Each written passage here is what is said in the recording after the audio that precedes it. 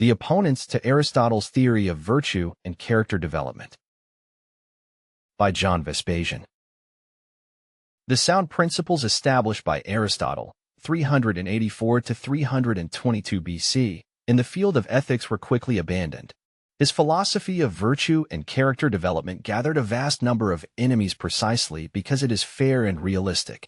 Too many people don't want to hear the truths enunciated by Aristotle, namely, that human beings are rational, that they are responsible for their own choices, and that their happiness will depend on making the right choices. In his books, Eudemian Ethics and Nicomachean Ethics, Aristotle had identified happiness as the primary goal for every human being, and ethics as the science of achieving happiness. Virtues, according to Aristotle, are habits that contribute to happiness. He encouraged his students to practice benevolence, courage, honesty, justice, temperance, and generosity because those habits are proven to make one's life better. Character development consists of acquiring good habits, so that those become second nature. If you practice temperance, courage, and honesty every day, they'll help you make the right choices when confronted with severe problems. It takes a long time to develop a virtuous character. Aristotle wrote in the second book of Nicomachean Ethics that the development of virtues requires constant practice. There are no shortcuts to character development, but the efforts are worth it. Note that I'm referring to partitions within Aristotle's works as books because each original handwritten work consisted of several parchment rolls. When quoting Aristotelian works, it is customary to refer to the original parchment rolls as books instead of calling them sections or chapters. Why have other philosophers opposed Aristotle's theory of virtue and character development? Because of fear, anxiety, and wishful thinking. Because they don't want to take responsibility for their own success and happiness. Blaise Pascal and Aristotle's theory of virtue and character development. The French philosopher Blaise Pascal, 1623 to 1662, is one of the leading opponents to Aristotelian ethics.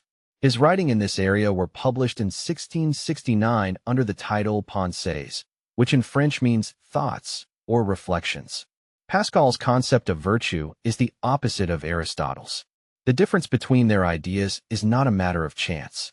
Pascal had enjoyed a sound education and was very familiar with the works of Aristotle. His opposition to Aristotle was deliberate in every respect. Pascal's concept of virtue is rooted in medieval superstition, fear, and anxiety. He viewed confusion and apprehension as the dominant emotions in humans, and reason as incapable to deal with those problems. He discarded Aristotle's call for rationality and certainty, but then devoted dozens of pages to abstruse speculations, arguing that one should believe in God and pray just in case. He spoke in favor of self-sacrifice and humility, but acknowledged that they won't lead to happiness. In Pascal's theory of virtue, character development actually means character destruction. Instead of leading to effectiveness and achievement, Pascal's virtues lead to passivity, poverty, and self-effacement. I can only categorize Pascal's ethics as deeply nihilistic. His argument that virtue comes from recognizing one's limitations and embracing humility doesn't make any sense. His definition of virtue as the opposite of worldly pleasures is absurd. In the third book of Nicomachean Ethics, Aristotle had identified courage as the key virtue because it makes all others possible. In contrast, Pascal never ceased talking about human fragility, sinfulness, and limitations. It's astonishing that 22 centuries after Aristotle had written the Nicomachean Ethics, vast numbers of individuals could take Pascal seriously. Instead of learning how to achieve happiness on earth, they were learning how to turn their own lives into hell. Jeremy Bentham and Aristotle's theory of virtue and character development. Unfortunately, the attacks against Aristotle's theory of virtue became worse as time went by. The English philosopher and lawyer Jeremy Bentham, 1748 to 1832, devised a moral system meant to adapt ancient Greek hedonism to the modern era. Bentham called his ethical system utilitarianism and gave an outline in his book Introduction to the Principles of Morals and Legislation, published in 1789. In ancient Greece, Epicurus, 341 to 271 BC, had put forward a moderate version of hedonism. He had identified pleasure as the only goal of morality, but he was talking about long-term pleasure. Epicurus had warned against short-term pleasure that can generate pain and suffering down the road.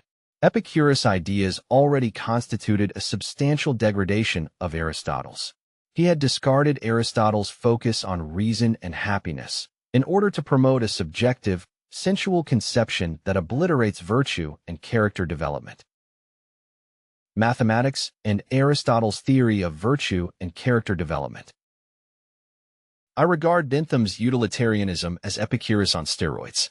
It ignores that Aristotle's definition of human beings as rational is not a mandate, but an observation. Aristotle said that humans have the capacity to be rational, but also acknowledged that individuals will sometimes choose to be stupid. It is up to each person to learn to make the right choices, amend mistakes, and seek happiness. That's the whole point of virtue and character development. In contrast, Bentham considered virtue as something to be mandated. The title of his ethics book from 1789, Introduction to the Principles of Morals and Legislation, includes the term legislation. Bentham was proposing an ethical system where virtue is made mandatory. Aristotle was aware that making choices can be difficult for individuals because the path to happiness is not self-evident. It may also happen that situations call for urgent decisions in the absence of sufficient information. In Book 1 of Nicomachean Ethics, Aristotle accepts that many ethical choices must remain approximate because life is not always supplying complete, exact information. The pursuit of happiness is not a precise science. It's not mathematics. Bentham sustained the opposite view and called for laws to be passed on the basis of mathematical calculations that would establish how much happiness they deliver and to how many people. Utilitarianism and Aristotle's theory of virtue and character development. Aristotle must have turned in his grave upon hearing of the application of mathematical calculations in the field of ethics. I cannot imagine a larger abomination. It destroys the concept of virtue and the purpose of character development. While Aristotelian philosophy encourages individuals to do their best to achieve happiness, the idea of utilitarianism will shift responsibility to people in charge of making mathematical happiness calculations, which are as unrealistic as absurd. Bentham rejected the Aristotelian concept of virtues such as courage, temperance, and justice, calling them subjective and imprecise. He viewed his happiness mathematics as massively superior and more scientific. History has proven Bentham 100% wrong. Every possible abuse and corruption have been carried out by using utilitarian arguments. Every dictator has claimed to be uniquely capable of performing happiness calculations to justify all sorts of atrocities. The Aristotelian theory of virtue and character development remains as true today as it was 28 centuries ago. It is based on reality and human nature and outlines a path for each person to expand his skills, work hard, and achieve happiness. If you are interested in applying Aristotelian principles to solving real-life issues, I recommend you my book, Thriving in Difficult Times. For more information, go to johnvespasian.com.